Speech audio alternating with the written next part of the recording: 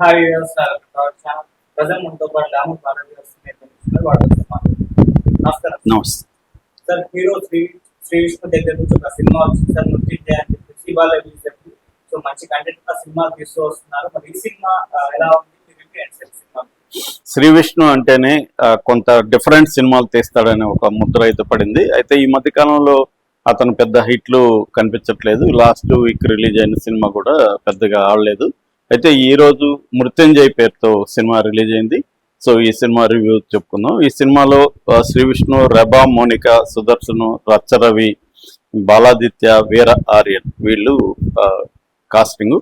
ఇక ప్రొడ్యూసర్ చెప్పాలంటే సందీప్ గుర్ణం అండ్ వినయ్ వీళ్ళు ప్రొడ్యూసర్లు. కిరణ్ హుస్సేన్ కిరణ్ ఈయన డైరెక్టర్. తర్వాత కాలభైరవ మ్యూజిక్ చేశాడు. విద్యాసాగర్ చింత డిఓపిగా ఉన్నాడు. శ్రీకర్ ప్రసాద్ ఎడిటర్గా ఉన్నాడు. సో దీనికి ఇది బేసిక్గా థ్రిల్లర్ జానరా అని చెప్పొచ్చు. ఇన్వెస్టిగేటివ్ థ్రిల్లర్ లేదా మర్డర్ మిస్టరీ. సో ఈ జానరాలో ఆల్రెడీ మనకి క్షణం లాంటిది, ఎవరు, క్షణం, దృశ్యం ఇలాగ చాలా సినిమాలు అయితే వచ్చాయి. ఆ ప్యాటర్న్లోనే ఇది కూడా రిలీజ్ అయింది.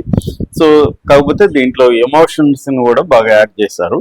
కథగా చెప్పుకోవాలంటే జై అనే క్యారెక్టర్ ఒక ఆయనకి క్రైమ్ రిపోర్టర్ కావాలని ఆశ ఉంటుంది.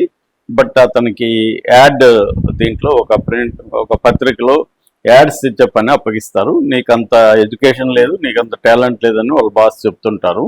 సో ఈ నేపథ్యంలో అతను తన టాలెంట్ చూపించి ఎవరైనా చనిపోయినప్పుడు వాళ్ళ ఇంటికి వెళ్ళి వాళ్ళ బంధువుల్ని కన్విన్స్ చేసి శ్రద్ధాంజలి యాడ్స్ పట్టుకురావడం అనేది అతను చేస్తుంటాడు.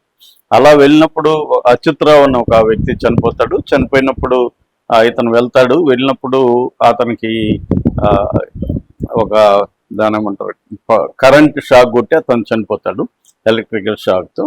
సో ఇతనికి ఏమనిపిస్తుందంటే ఇదేదో నేచురల్ డెత్ లాగా లేదనిపిస్తుంది. అక్కడ నుంచి ఇంకొక మృతి కూడా అలాగే జరుగుతుంది, ఇంకొక చావు కూడా. సో దాంతో ఇతనికి డౌట్ వస్తుంది. ఈ అచ్యుతరావు పాప కూడా మా నాన్నని ఎందుకు అలా అయింది అంకుల్ అని అమాయకంగా ప్రశ్నిస్తుంది. దాంతో ఇతను డౌట్ వస్తుంది. కానీ police investigative officer Sita Parasuram ఆమె రెబా మోనికా చేసింది. సో ఆమె ఏమనుకుంటుందంటే ఇది మామూలుగా డెత్, యాక్సిడెంట్ అయింది, యాక్సిడెంటల్ డెత్ తప్ప ఇదేమీ వేరే అనుమానించాల్సింది ఏం లేదని అనుకుంటుంది. కానీ ఇతనికి అనుమానం ఉంటుంది. అలాగా ఇతను ఈ హత్యలంతా ఒక వ్యక్తి, సీరియల్ కిల్లర్ లాంటి వ్యక్తి చేస్తున్నాడనే అనుమానం వస్తుంది. సో దీని నుంచి ఇతను ఆమెను ఎలా కన్విన్స్ చేశాడు పోలీస్ ఆఫీసర్ని, అలాగే ఇతను కిల్లర్తో ఎలా ఢీకొన్నాడు, కిల్లర్ని ఎలా పట్టుకోగలిగాడు, ఫైనల్గా ఏమైంది, ఇతను ఏం ఫైండ్ అవుట్ చేశాడు అంటే ఆ కిల్లర్ ఎందుకు చంపుతున్నాడు ఏంటనేది దాని వెనక ఒక బ్యాక్ స్టోరీ ఉంటుంది.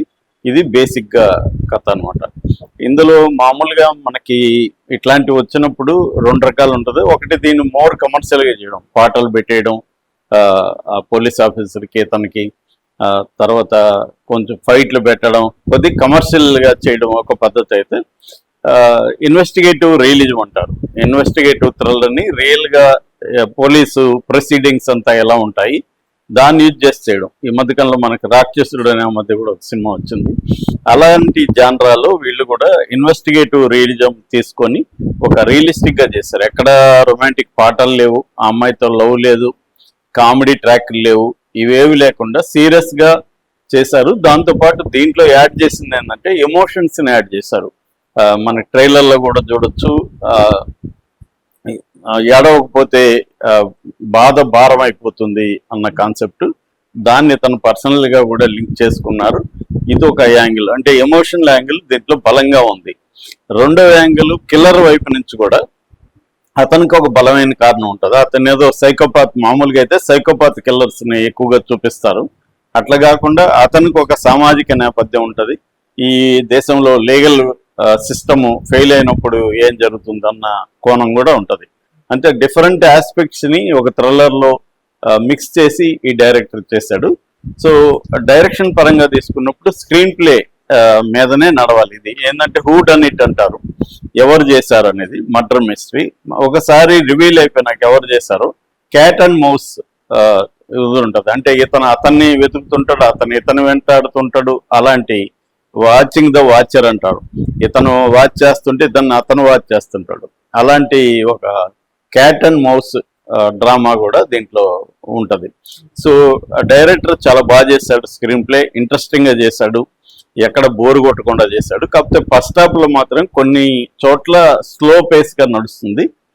ఇతను ఒకసారి ఆ పాపతో కనెక్ట్ అయ్యి ఇది హత్య యాక్సిడెంట్ కాదు అని తనకు తెలియడంతో వేగం వస్తుంది స్క్రిప్ట్ లో.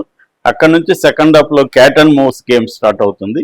సో అలాగా ఇది మనం ఒకటి అనుకుంటే అది ఇంకొక సర్ప్రైజ్ చేసుకుంటూ వెళ్తాడు. ఎందుకంటే audience expectation anticipation of audience అంటారు. అంటే ఆడియన్స్ ఇక్కడ ఏమి యాంటిసిపేట్ చేస్తారో దాన్ని తను ఫుల్ఫిల్ చేయాలా, లేకపోతే ఆడియన్స్ ని సర్ప్రైజ్ చేసుకుంటా వెళ్ళాలా.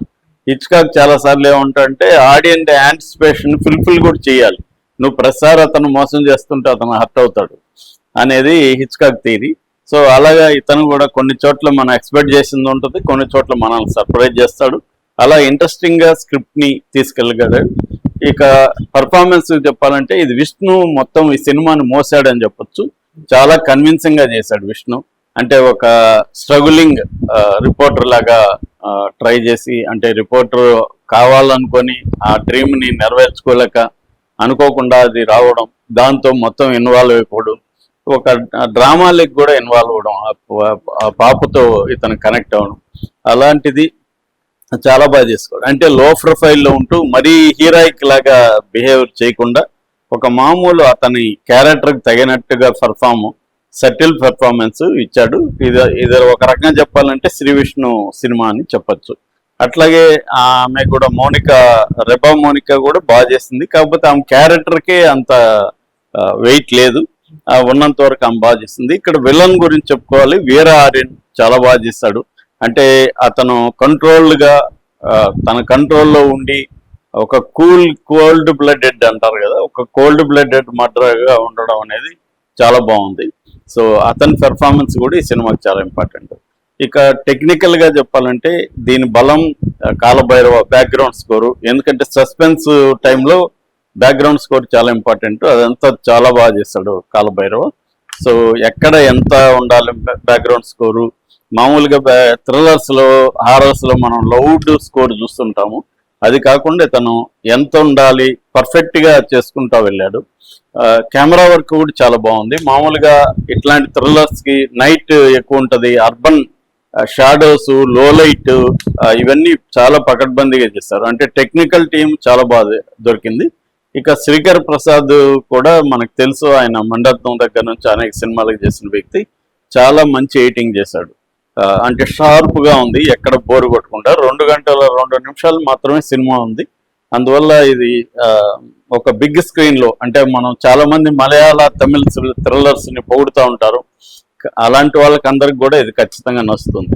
కాకపోతే కమర్షియల్ ఎలిమెంట్స్, నాకు రొమాన్స్ కావాలి, నాకు పెద్ద పెద్ద ఫైట్లు కావాలి, నాకు కామెడీ కావాలనుకున్న వాళ్ళకి ఇది నచ్చకపోవచ్చు. కానీ సీరియస్ థ్రిల్లర్ చూద్దాం, ఒక మంచి సినిమా చూద్దాం అనుకున్న వాళ్ళకి ఖచ్చితంగా ఇది నచ్చే సినిమా. అట్లాగే ప్రొడ్యూసర్ కూడా ప్రొడక్షన్ వాల్యూస్ కూడా చాలా బాగా చేశాడు. సో ఇది సుకుమార్ దగ్గర పనిచేసిన ఈ కిరణ్, కొంత సుకుమార్ స్టైల్ కూడా మనకు కనబడుతుంది క్యారెక్టర్లో వాటిలో. సో ఓవరాల్ గా ఇది ఒక వెల్ మేడ్ ఇన్వెస్టిగేటివ్ థ్రిల్లర్ గా మనం చెప్పుకోవచ్చు. ఖచ్చితంగా హాయిగా వెళ్ళి థ్రిల్లర్స్ చూసే వాళ్ళందరూ కూడా చూడదగిన సినిమా. నా రేటింగ్ 3/5.